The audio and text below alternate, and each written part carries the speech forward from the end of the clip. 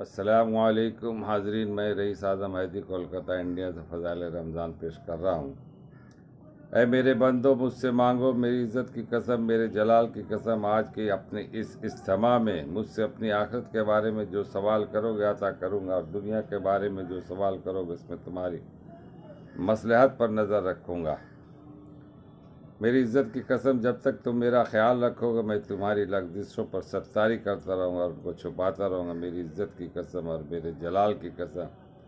میں تمہیں مجرموں اور کافروں کے سامنے رسوا اور فضیحت نہ کروں گا۔ بس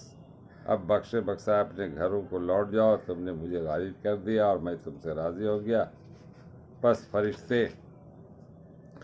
اس اجر و ثواب کو دیکھ کر جو اس امت کو افطار کے دن ملتا ہے خوشیاں مناتے ہیں اور کھل جاتے ہیں۔ اللہم اجعلنا منہم فائدہ۔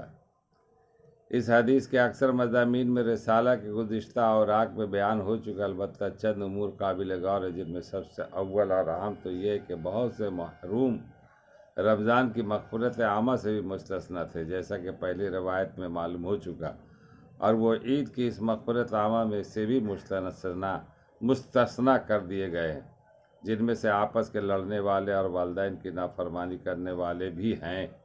ان سے کوئی پوچھے کہ تم نے اللہ کو ناراض کر کے اپنے لیے کون سا ٹھکانہ ڈھونڈ رکھا؟ افسوس تم پر بھی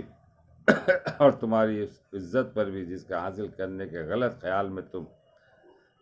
رسول اللہ صلی اللہ علیہ وسلم کی بددعائیں برداشت کر رہے ہو،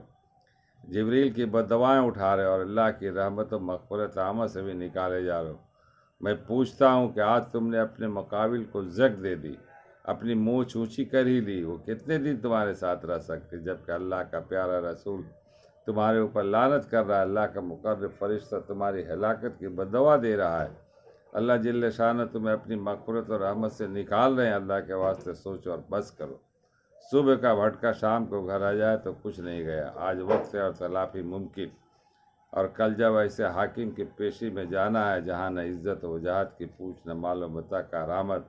وہاں صرف تمہارے اعمال کی پوچھ اور حرکت لکھائی سامنے، حق تعالی شانہ اپنے حقوق میں درگزر فرماتے،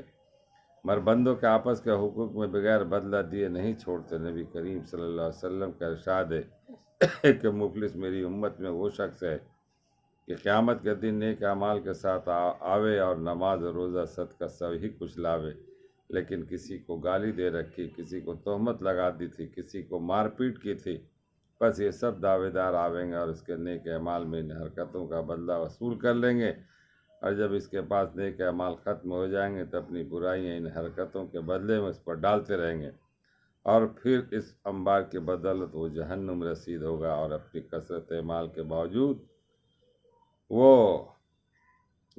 جو حسرت و یاس کا عالم ہوگا محتاج نہیں۔ وہ مایوس تمنا کیوں نہ سوئے آسماں دیکھے، وہ مایوس تمنا کیوں نہ سوئے آسماں دیکھے، کہ جو منزل بمنزل اپنی رائے گاہ دیکھے۔ اللہ تعالی ہم لوگوں کو پڑھنے اور سننے سے زیادہ عمل کرنے کی توفیق عطا فرمائے۔ وما علینا الا البلاغ۔